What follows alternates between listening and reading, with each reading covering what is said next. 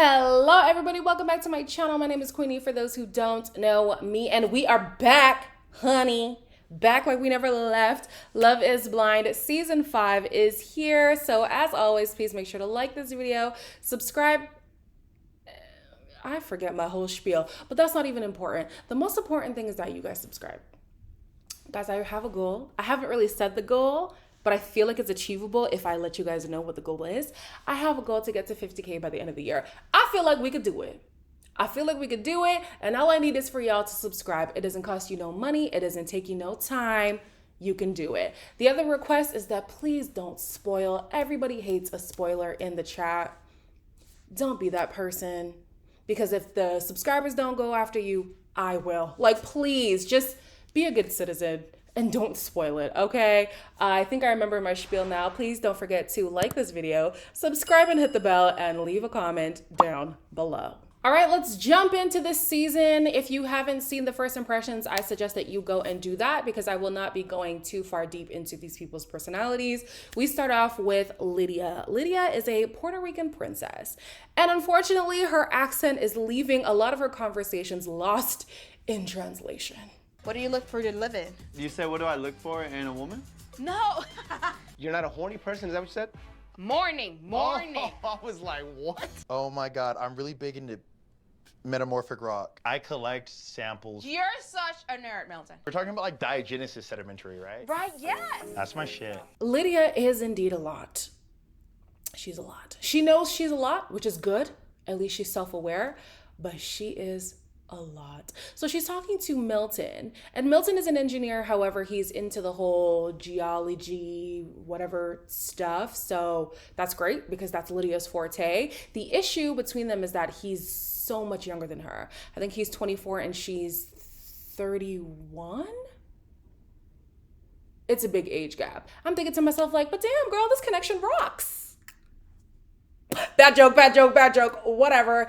If not for the age, I would have supported this connection. But yeah, she definitely needs somebody who is able to handle her. Somebody who could be able to handle her is Izzy. Izzy is Mexican, so he has that Spanish connection with Lydia. However, he is keeping his options open, and I can't blame him. You know, it's Love is Blind. You got a lot of people to get through. In my opinion, all men need therapy. Yes. How old are you? I'm 29. How about yourself? I am 30. When are you gonna propose to me?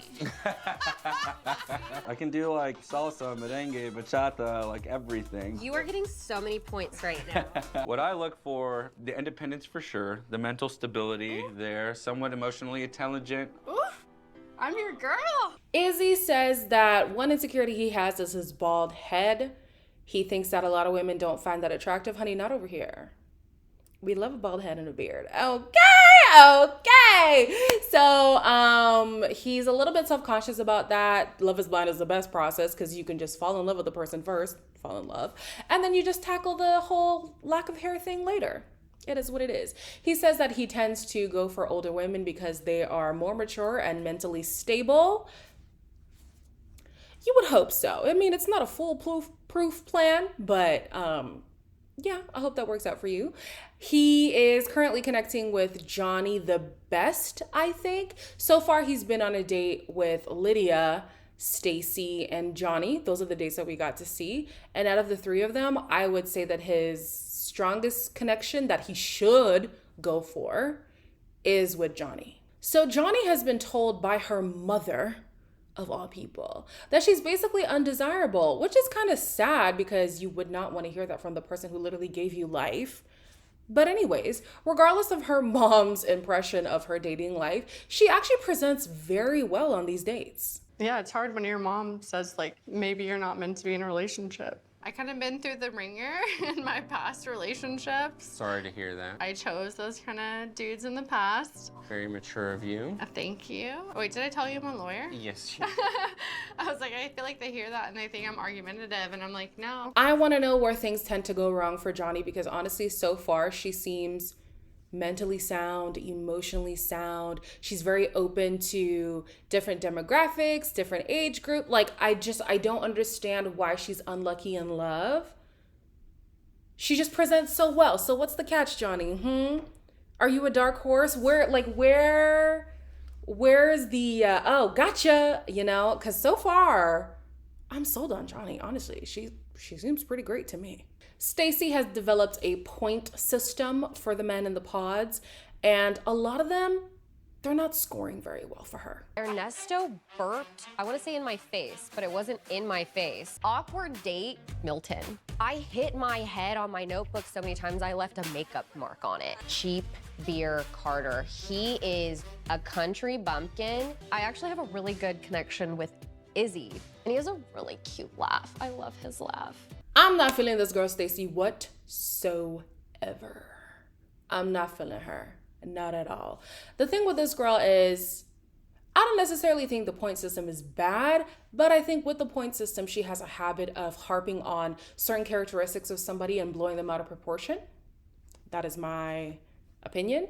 So I'm thinking if you're in a process where you do have to be open and stuff, like maybe just have a criteria of like, here are my non-negotiables, and then anything after that, like, it just depends on the connection, rather than, okay, 2 points versus 7 points versus 10 points. Like, I don't think this is the best plan of action. Taylor says that she is finally ready to get married. However, what has been holding her back in the past is her low self-esteem.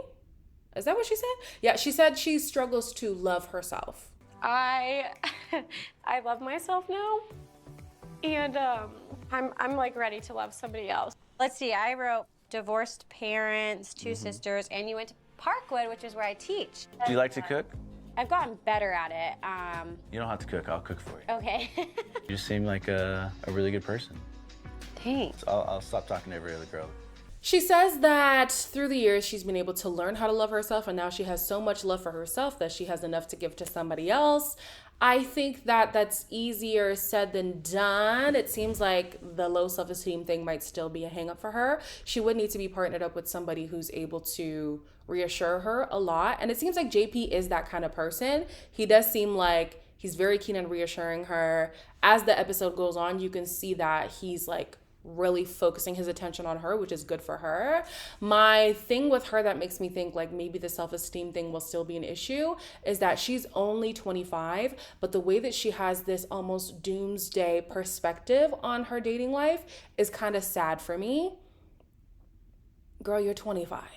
You're 25, you're beautiful, you're vibrant. There's so much life to be lived. And even if it doesn't end in partnership, it does not mean your life is over. So yeah, I'm just like, I really hope that she can get past that hump and really give somebody their all. And if it does not work out, it's not the end of the world.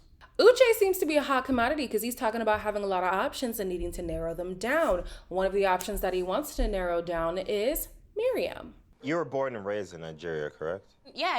I'm a scientist. What type of science? I've worked in different industries. You work in the Middle East. Yeah, but I'm going to be moving back to Houston full time. I also see my business thriving. What kind of business? A distinct composition. I wanted to like Miriam. I did. They both are Nigerian. They have that in common. They're both pretty successful in their careers, but in talking about the career, Miriam is a little bit cagey. She doesn't really know what she wants to do in her next step. And if she does know what she wants to do, she's not really sharing what that is. Even in talking about where she used to work in the Middle East or something like that. I think she said in the Middle East, but now was it the Middle East? I don't know. She used to work abroad, okay? But then she was like, yeah, in the next few weeks, I'm going to return to Houston. And he's like, oh, so like, what does that timeline look like? She's like, oh no, I'm already here. I don't know, Miriam. It's giving sketchy, babe. It's giving sketchy. Luckily, he has a better connection with Aaliyah. I feel like they have a more flowing conversation, and also they match more when it comes to ambition and honesty, which we're going to get into. So, yeah, Miriam, you're getting the boot, girl. The conversation of sex comes up, and A lot of the women are more open to talking about it. Johnny, not so much. She's a more even-keeled girl, and she's a little bit shy when it comes to those kind of conversations. However, she does have a little freaky side. And in opening up about her sex life, we learn a secret in her date's sex life. I don't know. I feel like this whole experience is about honesty and truth. I took a trip and we went to Mexico. I was ready to go to bed and she pressured herself on me. She was getting on top of me, and I specifically remember saying no. You were taken advantage of, so don't make excuses for like her, because that's not okay. My heart sank listening to Chris talk about how he lost his virginity. He was taken advantage of. And unfortunately, in a lot of male circles, it's kind of taboo to talk about being taken advantage of, because it's like, how could you deny sex? Like, it's sex. You need to want it all the time. Some people don't want to be violated. Okay? Simple as. So for a long time, he had to lie about how he lost his virginity when in fact he was violated at 17 years old. It's good that he now is opening up about that. Johnny handled it very well. I think, oh man, like I actually feel really sad for him. Like that's so messed up. Being somebody who was violated at a young age, like it is a mind F. And I can only imagine being a guy being told by other men that should be something that you aren't ashamed of. Like that should be something that you should be excited about. Like a woman wanted to have sex with me. Okay, but not in this way. So yeah, this was a very open and honest conversation from Chris. Izzy is a little bit torn between his connections, but Lydia is still one of the front runners. In Lydia being such an overpowering personality, maybe, let me not say overpowering, because what's for you is for you. It's a lot for Izzy, right? Izzy says that he's a people pleaser. And I'm thinking to myself, well, here you are still being this whole people pleasing thing, because it's very clear that they're not on the same page when it comes to strong connections. She's like all in on Izzy. Izzy's like, wait a minute, I gotta weigh up my options. And to be honest, you're not really the top one. So I'm thinking to myself, like, this would have been the opportunity for him to tell her that he's not on the same page as her, or maybe just give him time for things to develop, because it's very clear that Lydia is creating this narrative in her mind that like Izzy is her man. She's setting herself up for heartbreak. Uche and Aaliyah talk about life as a married couple, and her only request is that in their marital home, she will have a private space to be creative. Play my records and paint and listen to music and write my poetry. I wrote and performed spoken word poetry. My favorite movie of all time is Love Jones because of the spoken word aspect. We got to get you to perform, and it will encourage me to keep on writing too, because I haven't written any poetry in such a long time. Unpopular opinion. I didn't like Love Jones. You need to leave. I didn't. I'm so sorry. I didn't like Love Jones. Listen, first of all, I didn't watch it when it came out. I was too young. And so I never had the desire to watch it. My friends were like, what the hell? You've never seen it? We need to watch it. I watched it. Didn't like it. It could be the fact that, maybe it was past my time, but a lot of y'all say that it's a classic, so maybe that's a me problem. It also could be the fact that I'm not really like a poetry girl. I think if a man was to read me a poem, I'd really have to love you, because right now I'm thinking cringe. Yeah, I didn't really like Love Jones, but they love it. And that's what matters. Taylor and JP have been getting close the past few days, and she is very sold on this man. We talked about sex for a little bit, but we didn't spend the whole time talking about it. She was like, let's move on, because she was like, I feel like we're compatible. The sex will fall into place. The physical appearance will fall into place because I love who you are. Yeah, I'm not too big on like pet names. But you know what I like? No. Sugar butt. Sugar butt. Butterfly, bubbles, whatever, your stomach feels all tied in knots, and I really don't know how to explain it. I'm with JP. JP is like, well, I was trying to ask questions about sex, and she was kind of like, oh no, it's okay. If we like each other, things will just fall in line. I hear what she's saying, but also no. There's a reason why some people who end Love is Blind are finding themselves in these incompatible relationships. You don't take the time to dive deep into these maybe uncomfortable conversations. Maybe talking about sex makes her uncomfortable. But I also understand what she's saying in that when you truly love somebody, like, that stuff will just be natural and it'll come together. But you also need to like talk about that stuff and maybe like mitigate some potential issues by just having the hard conversation off the bat. I don't know, like I'm on both of their side when it comes to this, but I hope that she doesn't get sold on the idea of just being with somebody and is missing these crucial conversations before hopping into an engagement with a stranger that you've never seen. But like, come on, girl. You don't know this man. Ask the questions. Although Stacy and Lydia are both into Izzy, it is clear that he is more keen on Stacy than he is on Lydia. Lydia, like I said, was setting herself up for heartbreak, and here it is. Okay, this is difficult. I've just developed connections that is stronger than the connection that I've had with you. Just please tell me why. There has to be a reason. This sucks.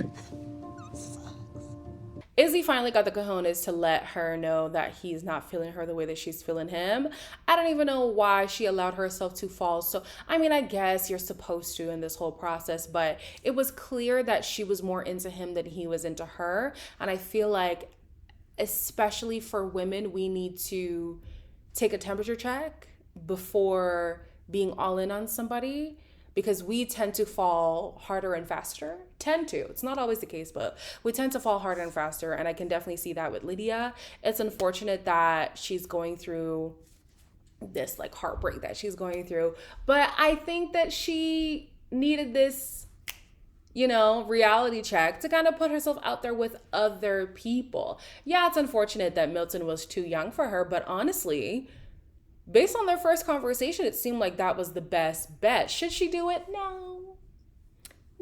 But the point is, there could be other men who are just as good of a match as Milton could have been if you gave yourself the opportunity to get to know more people than just Izzy. To keep herself from heartbreak, Aaliyah is taking the temperature check of Uche to try to see, so are we on the same page, yes or no? What would be a deal breaker for you? Yeah, I think the biggest thing is dishonesty. I've done things, and sometimes it was selfish, but... You've done things. Have you ever cheated in a relationship? 2 years ago. Oh boy, you're a recent cheater. Not like that, Uche. Don't say that. You don't feel embarrassed or ashamed of what you did? I dealt with that guilt for a long time. What good would I have done to like drop something like that on somebody and they're trying to start their life and their career? You being dishonest is about you, it's not about him. And I think he would have wanted to know about it. Now, here's where things take a turn, all right? They're both very into each other. They can both see each other being engaged. I'm thinking to myself, all right, I'm in. Uche, you better not be selling me a dream. It turns out Uche is not the concern. The concern is Aaliyah. Basically, they're saying that their deal breakers is dishonesty, right? However, Aaliyah was dishonest in her previous relationship, which ended 2 years ago, where she cheated due to lack of sexual satisfaction. Uche is like, did you tell the man? She said, no, I didn't want to put him through that. I disagree. I agree with Uche in saying that her being dishonest in that relationship wasn't to spare him. It was to spare herself from having to deal with that guilt in that relationship. Furthermore, she stayed with him for 3 months after cheating. And she's like, I would never do that again, baby. That was 2 years ago. Uche has also cheated, but he was 18. You know? So I'm just like, Aaliyah, are you a liar? Like, I don't know. I'm concerned. So anyways, near the end of the conversation, she leaves. And then he's starting to say, you know what? I do appreciate the honesty. She doesn't get to hear it because she's already gone. And so now he's kind of trying to see whether or not this is something that he can work through. What's up? No. Tranquila. I don't know, it's not like a fucking game to me. Like, if I ask somebody to marry me, I'm actually asking them to marry me. She knew that by telling me this, it might mean that she loses me completely. Can you forgive her for whatever she did? In my mind right now, I'm trying to see her perspective. And as much as I do side with Uche, it does concern me that he kind of went into lawyer mode when talking to Aaliyah, because are you going to act this way whenever I do something that you disapprove of? Are you going to reprimand me as if you are my parent rather than my partner? That would be the concern for me. I do think he's right to question her. I do think that she was definitely trying to make herself come off as better than what the situation actually was. The situation was messed up, girl. Like, come on. So yeah, that would be the interesting thing. Like, how is he going to respond whenever things aren't the way that he expected them to be? I don't know. It was interesting listening to Lydia basically being like, I see myself in you. And when a guy reacts like this, he's not the one for, and I was like, how successful have things been for you, babe? Like, it doesn't really seem like your track record is that great. I don't know if you should be the one giving her advice, but it is what it is. Yeah, I definitely would look to Uche and see if this is going to be a thing for him. Are you just always going to default to being a lawyer when I do something that you don't approve of? Because that would be annoying. But also 2 years ago, being a cheater, I don't know, girl. It's giving untrustworthy. She says she's never going to do that again. So I don't know. Maybe time will tell. I don't think that they're going to end things. I hope they work it out. I really do hope they work it out. I like them so far. As always, please make sure to like, comment, share, and subscribe. Do not comment spoilers or you will be blocked. Thank you very much. And I'll see you in the next one.